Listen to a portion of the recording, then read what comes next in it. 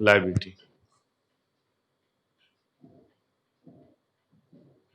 Okay, repeat the entry. When there is an increase in value of liability, entry is revaluation account debit to name of liability, narration being increase in liability. Now point number four. Point number four, when there is a decrease in liability, इसका मतलब ये हुआ अभी आपको जो liability है वो कम पे करनी है, अदरवाइज पे नहीं करनी। ओके, तो ये क्या हुआ, प्रॉफिट हुआ। जब भी आपको कोई खर्चा है हुआ है पर अभी उसका खर्चा आपको देना नहीं है, तो क्या हुआ, आपको प्रॉफिट होगा।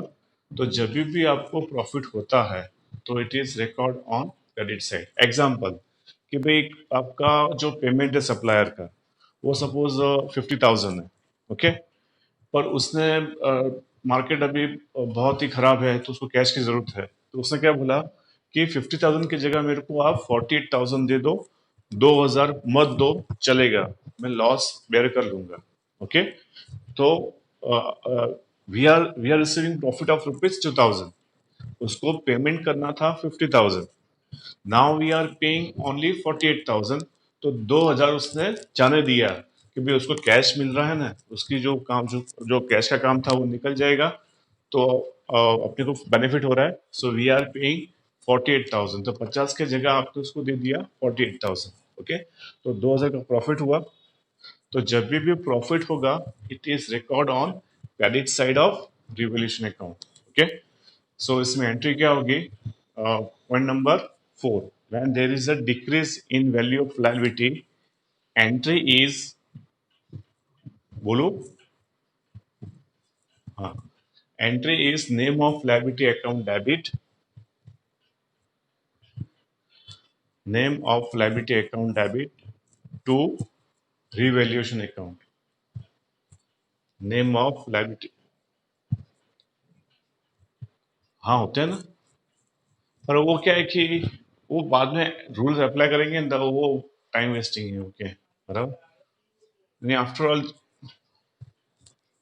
देखो, देखो एक ही रूल है। ओके, प्रॉफिट हुआ क्रेडिट साइड और लॉस हुआ डेबिट साइड, एक्सपेंस हुआ डेबिट साइड, इनकम हुई क्रेडिट साइड, बराबर, एक ही रूल है। बराबर, रिवोल्यूशन अकाउंट का एक ही रूल है। बराबर, प्रॉफिट हुआ क्रेडिट साइड,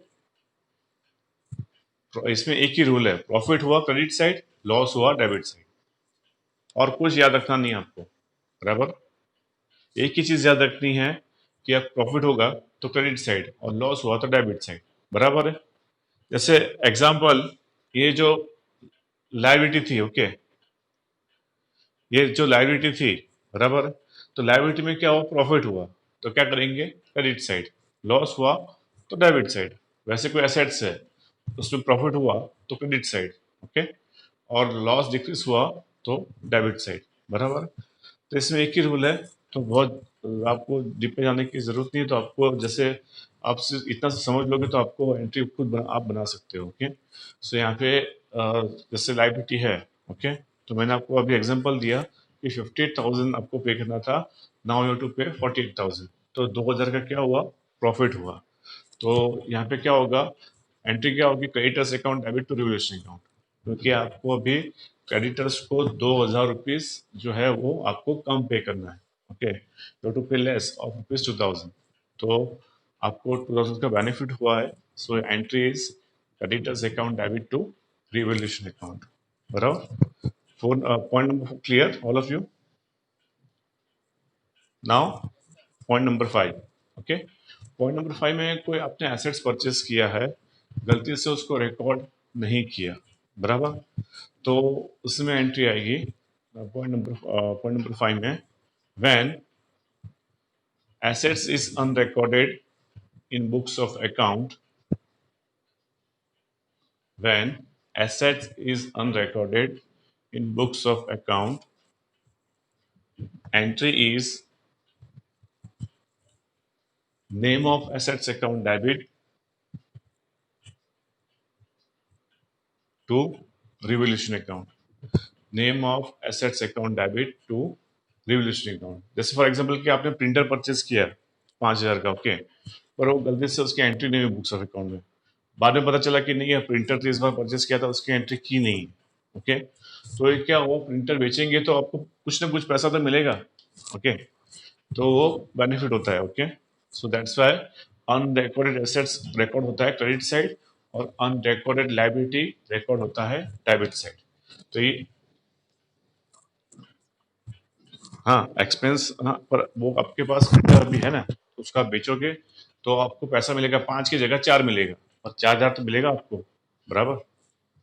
इसलिए कोई एसेट्स आपने परचेस किया है, तो मैंने एग्जांपल प्रिंटर का दिया, और कुछ भी हो सकता है, लैपटॉप हो सकता है, मोबाइल हो सकता है, फॉर्म के लिए जो भी हो। ओके, तो उसको आप बेचोगे तो आपको कुछ ना कुछ पैसा मिलने वाला है। ओके, सो दैट्स वाई कोई एसेट्स आपने रिकॉर्ड नहीं किया तो आपको रिवोल्यूशन अकाउंट क्रेडिट साइड लिखना है। वैसे आपने कोई लायबिलिटी है वो रिकॉर्ड नहीं की तो आपको डेबिट साइड लिखना है। ओके, सो इसमें एंट्री होगी name of assets account debit, name of assets account debit to revaluation account,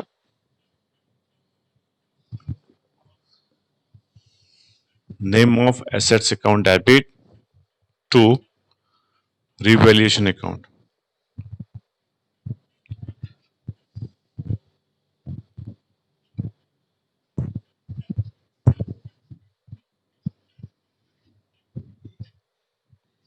Narration being assets is unrecorded, being assets is unrecorded.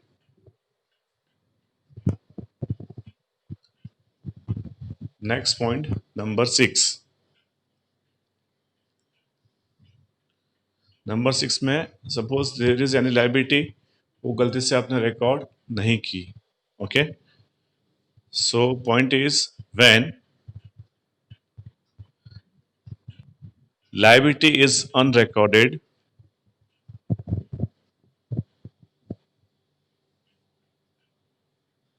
entry is, जैसे कोई फैक्ट्री में कोई एम्प्लॉय है, उसको फ्रैक्चर हो गया। ओके, तो फ्रैक्चर का जो भी 2,000 3,000 खर्चा हुआ वो कंपनी ने पे किया। ओके, तो वो गलती से रिकॉर्ड नहीं हुआ, तो बाद में पता चला कि नहीं यार ये, हाँ वो एक्सपेंस हुआ, पर पैसा अभी आप सपोज आपने दिया नहीं, अदरवाइज देने वाले हो, तो उसको लायबिलिटी में काउंट किया जाता है, बराबर। जैसे लोन है, तो लोन तो आपने लिया। ओके, तो लोन आपको वापस करना है, बराबर है। और कोई आप एक्सपेंस पे नहीं कर रहे हो, जैसे एग्जांपल सैलरी है। ओके, तो सैलरी क्या हुआ, एक्सपेंस हुआ, बराबर। बट बाय एनी रीजन आपने 2 महीने का लास्ट का सैलरी पे नहीं किया, जैसे ये अभी ये कोरोना चल रहा है। ओके, तो कोई ऑफिस में लास्ट 2 महीने का सैलरी दिया नहीं है, तो वो कंपनी की लायबिलिटी है। जो कंपनी बंद हो गई तो कोई बात नहीं, पर कंपनी चालू रहेगी तो कंपनी को 2 महीने का सैलरी पे करना पड़ेगा। दैट इज अ, ना ना ना ना, सैलरी आपने पे कर दी तो एक्सपेंस में चला गया। ओके, देखो नाउ सी ईयर आपने, आप पार्टनरशिप,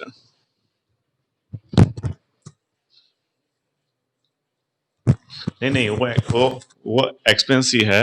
जिसका आपको बेनिफिट शॉर्ट टर्म मिलता है तो उसको एक्सपेंस में आता है। ओके, और जिसका बेनिफिट आपको लॉन्ग टर्म मिलता है वो एक्सपेंडिचर में आता है। एक्सपेंडिचर क्या होता है, when we are purchasing machinery, वो क्या हुआ, एक्सपेंडिचर हुआ। When we are purchasing building, वो क्या हुआ, एक्सपेंडिचर हुआ। बट जिसका जो बेनिफिट है शॉर्ट टर्म के लिए होता है, 3 महीने के लिए, महीने के लिए, तो वो एक्सपेंस में आता है। तो सैलरी क्या है, एक्सपेंस में, पर आपने नहीं दी तो आपकी वो रिस्पॉन्सिबिलिटी है, आपको किसी भी हाल में देना ही होगा। जैसे एग्जांपल टैक्स ले लो, तो टैक्स भी एक्सपेंस में आता है, पीएल अकाउंट डेबिट साइड, पर आपने टैक्स नहीं पे किया तो सीधा चला जाएगा लायबिलिटी में। ओके, जो भी आपके एक्सपेंस है आप नहीं पे कर रहे हो वो सीधा चला जाएगा लायबिलिटी में। जैसे आपने फाइनल अकाउंट आपने पढ़ा है। ओके, तो फाइनल अकाउंट में जैसे आउटस्टैंडिंग सैलरी है। ओके, तो उसकी दो इफेक्ट क्या होती है, first effect PL account debit side add to salary, second effect balance sheet liability side. Okay, तो ये कोई एक्सपेंस आपने पे नहीं किया तो सीधा जाएगा लायबिलिटी में। Okay, so when any liability is unrecorded, entry is revaluation account debit to name of liability. Narration being liability is unpaid. Being paying liability is unpaid.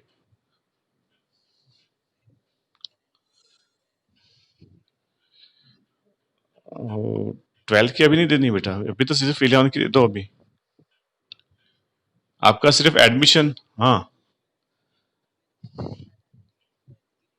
अरे वो एक्चुअली वो 11 की पे करो, और 12 की तो आपको पूरी कहाँ पे करनी है, बराबर है आपको।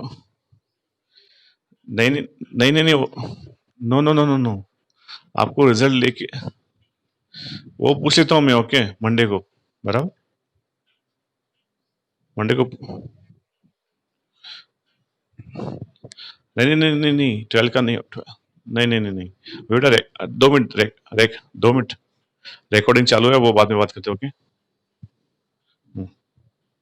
तो सी हियर, वो जो अपना लाइबिलिटी था वो खत्म हो गया।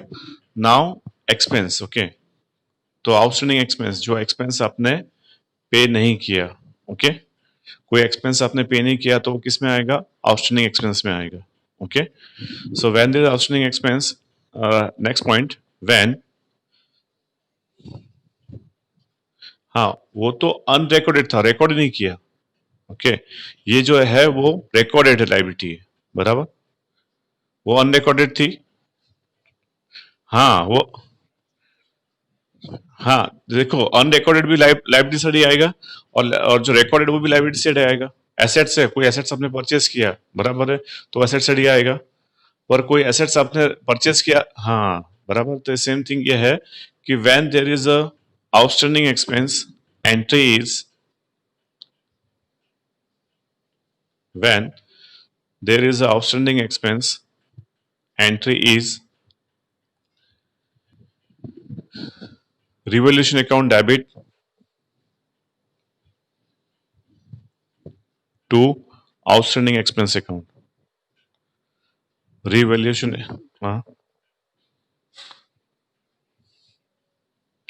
वो अनरिकॉर्डेड और ये रिकॉर्डेड है, बराबर है, ये रिकॉर्डेड है, आपने पे नहीं किया, ओके, बराबर।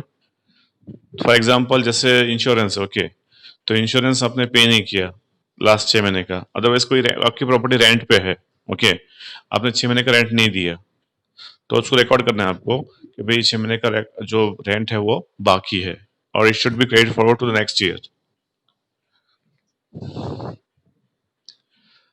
अनरिकॉर्डेड एक्सपेंस नहीं है ये अनरिकॉर्डेड, वो तो था वो, हाँ अनरिकॉर्डेड, नहीं नहीं, जैसे कोई एक्सपेंस आपने पे नहीं किया और गलती से उसको रिकॉर्ड नहीं किया, ओके, तो वो आपका लायबिलिटी हुआ। कोई एक्सपेंस आपने पे नहीं किया और उसको बुक्स ऑफ अकाउंट में रिकॉर्ड भी नहीं किया, तो हो जाता है आपका अनरिकॉर्डेड लायबिलिटी हो जाता है, बराबर। Now next heading is expense paid in advance. तो क्या हुआ, हाँ, 2 मिनट दिखो मत, समझा रहा हूँ पहले। एक्सपेंस पेड एडवांस का क्या हुआ कि उसको क्या कहते हैं, प्रीपेड एक्सपेंस कहते हैं, okay. So next, next heading, next point is when expense paid in advance, when expense paid in advance, entry is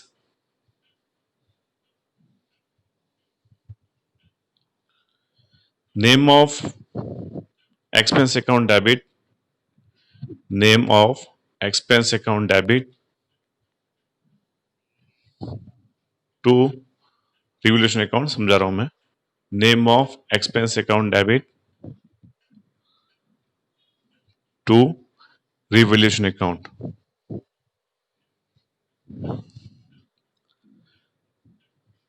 अभी देखो, आपने इंश्योरेंस जो है, बराबर है, आपने दिसंबर में लिया इंश्योरेंस, कब लिया, दिसंबर में, 1 दिसंबर को लिया, ओके।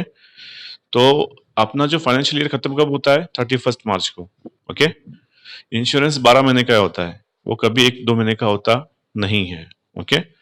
मैं जनरल इंश्योरेंस की बात कर रहा हूँ, और लाइफ इंश्योरेंस की बात नहीं कर रहा, ओके। लाइफ इंश्योरेंस आप पे कर सकते हो monthly, quarterly, half yearly, payment आपका चॉइस है, okay. But when we are taking insurance of property, चाहे आपकी जो प्रॉपर्टी है उसका आपने इंश्योरेंस लिया है, तो आपको 12 महीने का देना पड़ता है एडवांस में। जैसे आपने बाइक का इंश्योरेंस लिया, आपने कार का इंश्योरेंस लिया, तो आपको 12 महीने का पे करना होता है, बराबर। जैसे आपने कार का इंश्योरेंस लिया 1 दिसंबर को, तो आपको 12 महीने का पे करना है, तो 31 मार्च को तो ये साल खत्म हो गया, तो बाकी का 8 महीने का जो इंश्योरेंस है वो चला जाएगा प्रीपेड में, और ये 4 महीने का जो इंश्योरेंस है वो आएगा करंट ईयर में, बराबर। 4 महीने का जो इंश्योरेंस है वो एज ए एक्सपेंस, जैसे 1 दिसंबर को आपने 10,000 आपने 12,000 पे किया इंश्योरेंस का, कार का इंश्योरेंस 12,000 आपने पे किया, बराबर। 1 दिसंबर को, ओके। अपना फाइनेंशियल खत्म कब होता है?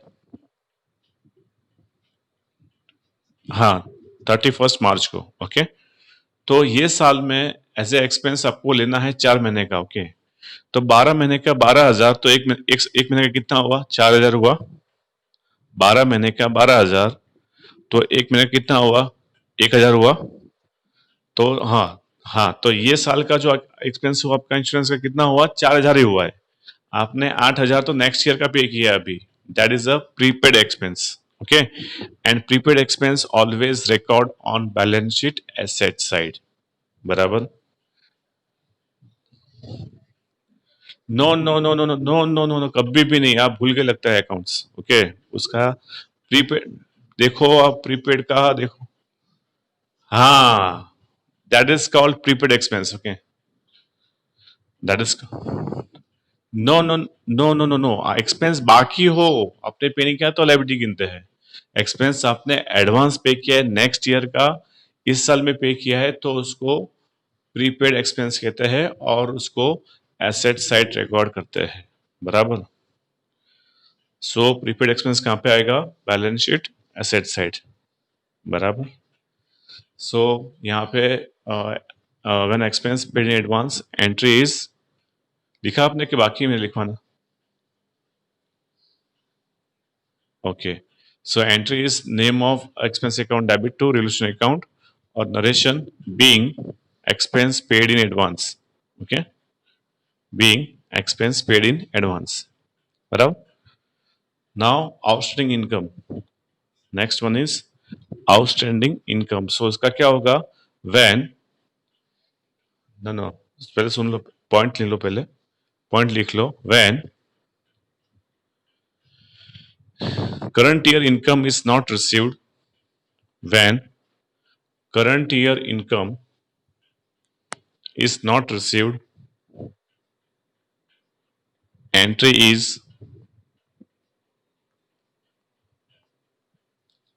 entry is outstanding income account debit to revaluation account, outstanding income account debit to revaluation account,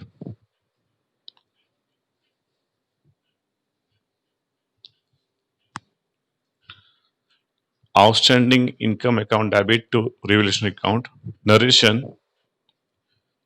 being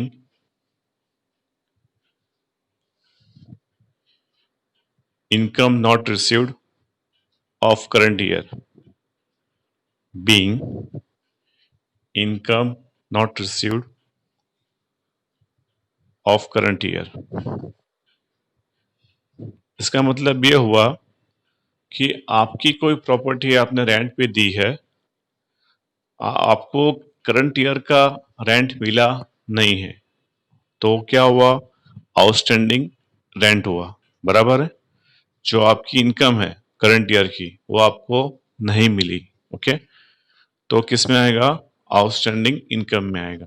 और जब भी ऐसी कोई इनकम बाकी है तो आपको रिवोल्यूशन अकाउंट क्रेडिट साइड लिखना है, ओके। नेक्स्ट थिंग इसका opposite, that is a income received in advance, तो लिखो व्हेन एनी इनकम, हाँ, when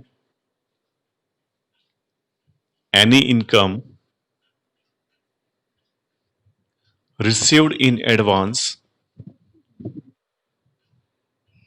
entry is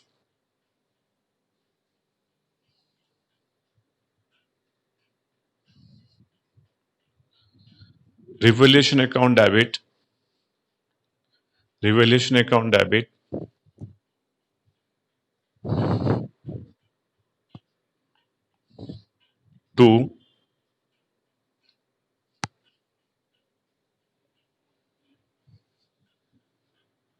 revolution account debit to outstanding, sorry क्या था वो पॉइंट, आउटस्टैंडिंग इनकम था ना, sorry income, income sorry income receive advance, okay हाँ, so revolution account debit to income received in advance, okay, revaluation account debit to income received in advance. Narration being income received in advance.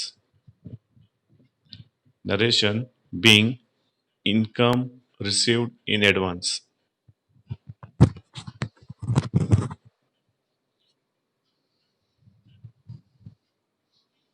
कितनी entry हो गई अभी?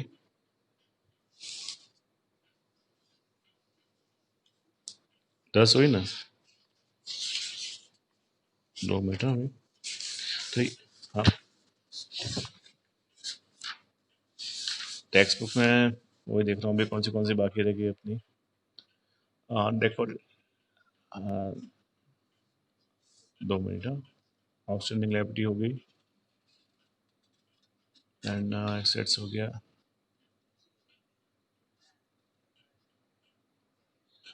हाँ हाँ, वो bad debt वाली बाकी है ना,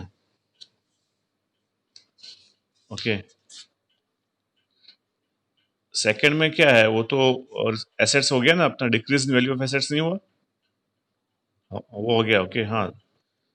third, fourth, accrued income prepaid expense भी हो गया अपना, फोर्थ हो गए, ओके। एट, एट में तो हाँ, एट तो प्रॉफिट लॉस वाली हो तो बाकी है, बराबर है। थर्ड सिर्फ बाकी है बैड डेट वाली, ओके, सो राइट डाउन। हाँ, फोर्थ तो कौन सी है? फोर्थ तो रिस्पेक्टिव वो तो होगी ना अपनी, एक्रूड इनकम यानी आउटस्टैंडिंग इनकम, एक्रूड इनकम यानी आउटस्टैंडिंग इनकम, प्रीपेड एक्सपेंसेस वो भी हो गया अपनी, बराबर। हाँ हाँ, साथ में लिखी है उन्होंने, okay. So now write down entry for BDR and DRD, इसमें डीआरडी दिया है और दिया है, ओके। सो नाउ आपको बीडीआर पता है, समझाने की जरूरत नहीं है, ओके। बैड डेट पता है आपको, समझाने की जरूरत नहीं है, ओके। तो इसमें बैड डेट दिया नहीं है, बीडीआर दिया हुआ है और डीआरडी दिया हुआ है, ओके। सो नेक्स्ट पॉइंट लिखो, when there is a bad debt, when there is a bad debt, entry is entry is revaluation account debit to bad debt account, revaluation account debit to bad debt account.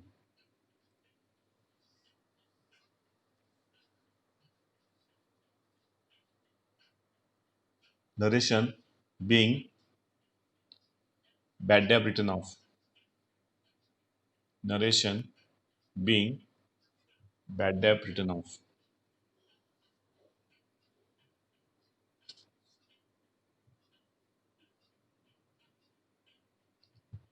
Next point,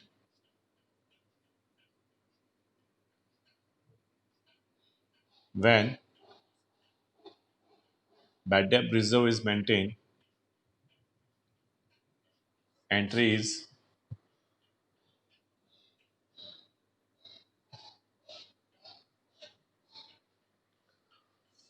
revaluation. When bad debt reserve is maintained, entry is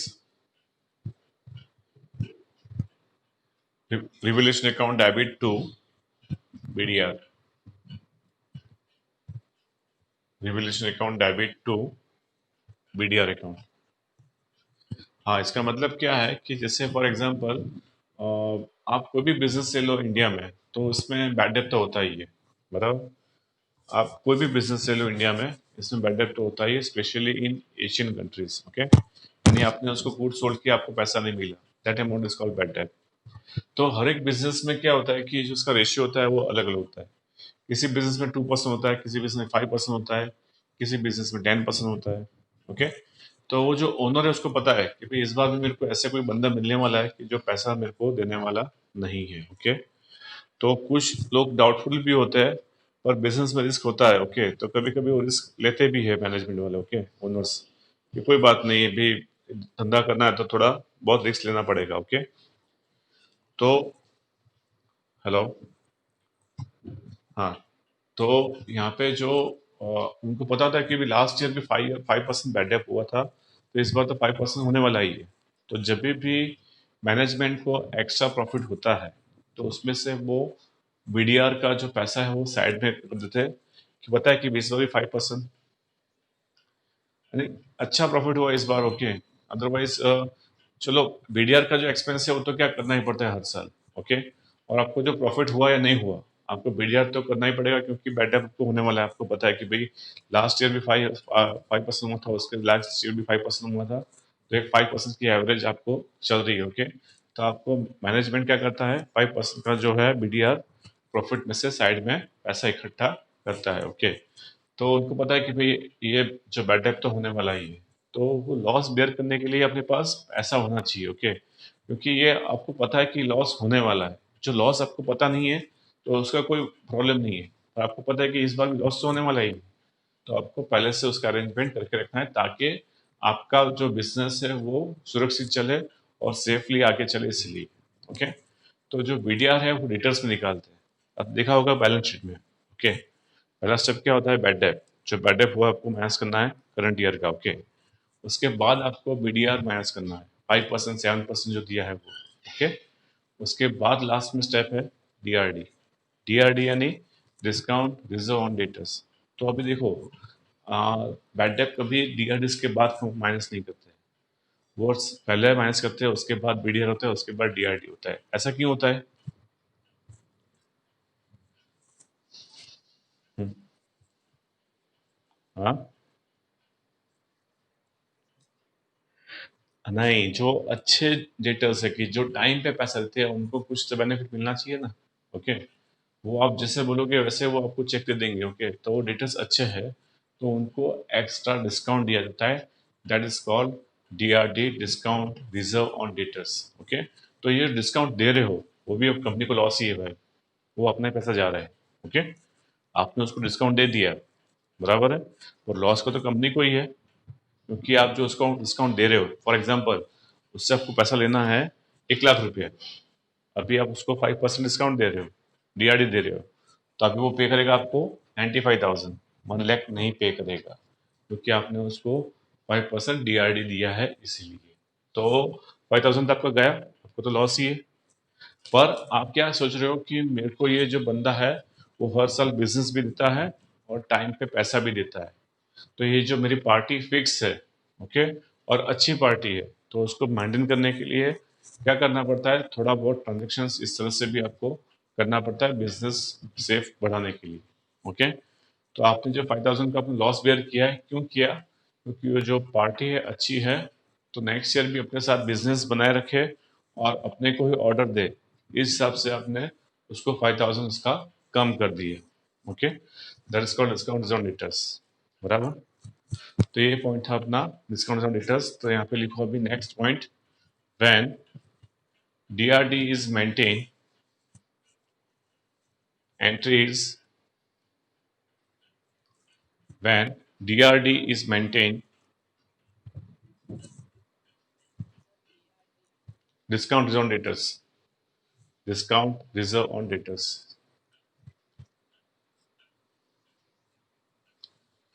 profit तो नहीं होता है, पर आपकी जो business जो party है वो संभल जाती है, और वो नेक्स्ट ईयर भी आपको ऑर्डर देगी, बराबर। तो पार्टी के साथ, यानी बिजनेस में एक पार्टी नहीं होती है, वैसी 500 पार्टी होती है। तो 500 पार्टी को आप इस बार अच्छी तरह ट्रीट कर लोगे, तो नेक्स्ट ईयर भी वो 500 पार्टी आपको ही ऑर्डर देने वाली है। जैसे आपका बिजनेस बढ़ रहा है, वैसे उनका भी बिजनेस बढ़ता है, तो एवरी ईयर उसमें भी ऑर्डर्स में भी इंक्रीमेंट होगा। ओके, तो इस हिसाब से वो बिजनेस चलता है। सो यहाँ पे जब डीआरडी होता है तो revolution entry is revolution account debit to discount reserve on debtors, revolution account debit to discount reserve on debtors, narration, narration being DRD written off, being DRD written of.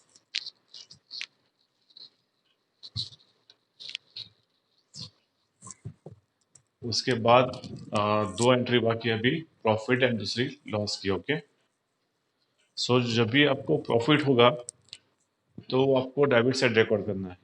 क्यों record करना है? Because credit side ज़्यादा होगा और debit side कम होगा तो आपको profit होगा। और उसका रिवर्स, डेबिट साइड इंक्रीज हो गया और क्रेडिट साइड डिक्रीज हो गया तो आपको लॉस हो जाएगा, क्योंकि आपकी इनकम कम हो रही है एक्सपेंस के सामने, तो आपको लॉस हो जाएगा। ओके, और इस केस में प्रॉफिट कब होगा? जब इनकम आपकी ज़्यादा है एक्सपेंस के सामने, तो आपको प्रॉफिट होगा।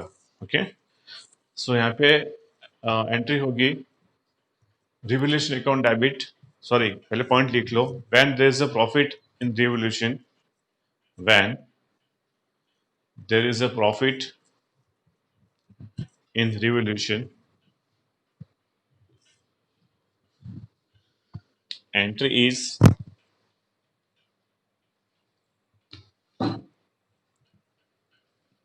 revolution account debit, revolution account debit to partners capital account, revolution account debit to partners। हाँ, अभी आपका क्रेडिट सेट ज़्यादा हो गया, डेबिट सेट कम हो गया, तो आपको प्रॉफिट मिलेगा। तो वो प्रॉफिट जो मिला है वो पार्टनर्स के बीच में ओल्ड रेशियो में डिवाइड करना है, न्यू रेशियो में डिवाइड नहीं करना, आपको ओल्ड रेशियो में ही डिवाइड करना है। ओके, सो यहाँ पे एंट्री होगी revolution account debit to partners capital account, narration being, नहीं एक्सपेंस नहीं है, ये प्रॉफिट है बेटा। जैसे आपका पीएल अकाउंट ले लो, ओके, प्रॉफिट लॉस अकाउंट, तो क्रेडिट साइड इनकम होती है, डेबिट साइड क्या होता है आपका? एक्सपेंस होते हैं। ओके, तो प्रॉफिट कहाँ पे आता है आपका? नेट प्रॉफिट कहाँ पे आता है? डेबिट साइड ही आता है। जब इनकम आपकी ज़्यादा हो, एक्सपेंस उसके सामने कम होंगे, तो ही आपको प्रॉफिट मिलेगा, नेट प्रॉफिट। इस तरह इसमें भी same thing, same logic apply है कि आपका क्रेडिट साइड का इनकम साइड, ओके, वो ज़्यादा होगा और एक्सपेंस आपके कम होंगे उसके सामने, तो आपको प्रॉफिट मिलेगा। और जो प्रॉफिट हुआ है आपको ट्रांसफर करना है पार्टनर्स कैपिटल में, इसलिए इसकी एंट्री होगी revolution account debit to partners capital account, और नरेशन होगा being profit received on revolution, being profit received on revolution, बराबर। और लॉस की एंट्री, ओके, इसके बाद क्या होगा? लॉस होगा। Next entry, when there is a loss, when there is a loss in revolution account, when there is a loss in revolution account, entry is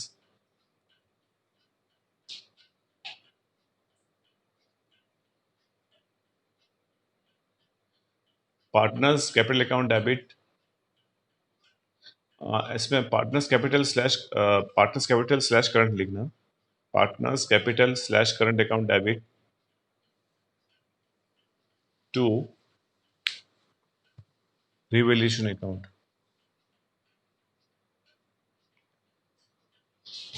to revolution account,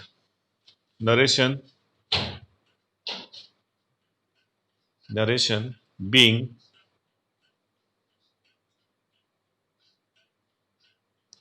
loss transfer to partners capital slash current account, being loss transferred to partners capital slash current account।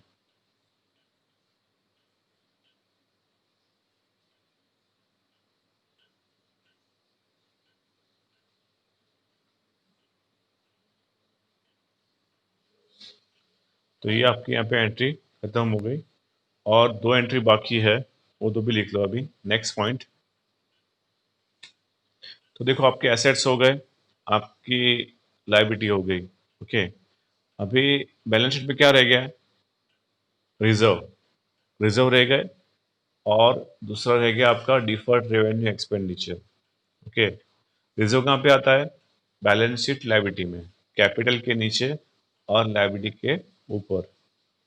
और दूसरा जो होता है deferred revenue expenditure, कहाँ पे आता है? Balance sheet asset side.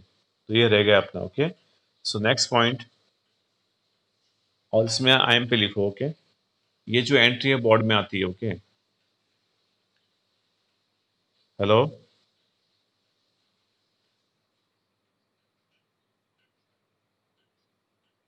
तेरी,